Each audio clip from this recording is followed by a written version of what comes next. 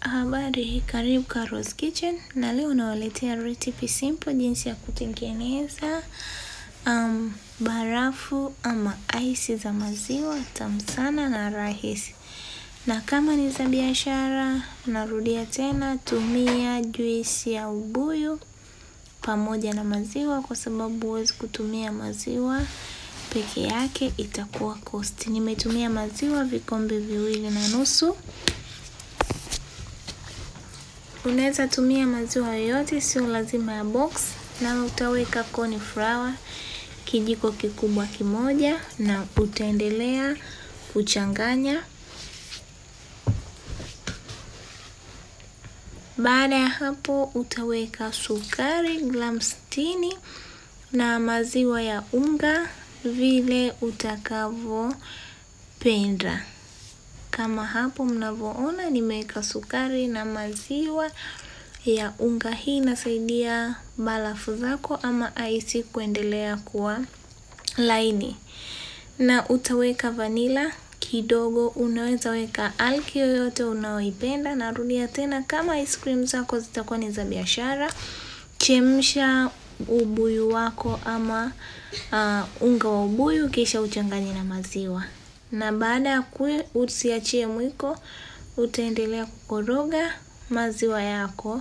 Ukiachia mwiko, corn flour ina tabia ya kushika chini, kwa hiyo maziwa yako yanaweza kuungua. Usiachie mwiko na utakoroga mpaka uone maziwa yako yamepikika vizuri, yameanza kuwa mazito, na utaipua na kisha utachuja.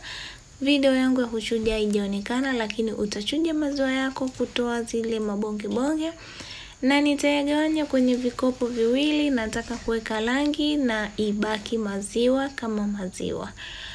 Baada ya hapo nitaweka rangi ya orange kidogo sana, na nitakoroga kidogo sana pia, kwa sababu nataka rangi ya maziwa pia ibaki. Baada ya hapo nitachukua vikopo hivyo vya kahawa, unaweza tumia hata vile vya plastic, na nitachukua hizo bamboo stick. Utakata, ni ndefu nimezikata, na nitaanza kuweka barafu zangu ama ice kwenye vikopo. Kama utataka kujaza sana ni sawa, lakini mimi ni za nyumbani, nimeona hiyo ratio inanifaa. Baada ya hapo utaweka kwenye vikopo vyako. Barafu hizi ni tamu sana, na kama ni biashara yako inaweza kuwa unique, ukauza kitu ambacho hakiumizi meno, na ukiweka mdomoni kina ladha kama ice cream. Nitaendelea kuweka mchanganyiko wangu kwenye vikopo vyote mpaka viweze kutimia.